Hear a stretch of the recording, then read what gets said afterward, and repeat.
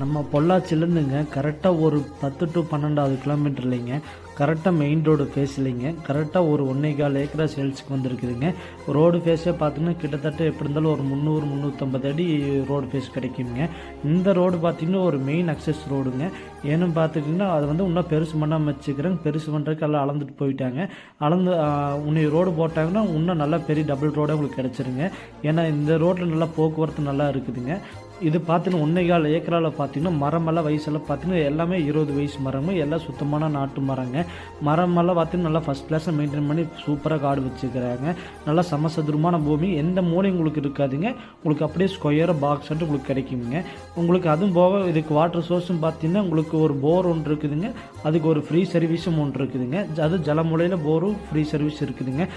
இது ஒரு ஏக்கரின் விலை என்ன ரேட் சொல்கிறாங்க பார்த்தீங்கன்னா 1 கோடி ரூபா சொல்கிறாங்க. 1 கோடி ரூபா சொல்லும் மேலே தாங்க அதுலேருந்து பேசி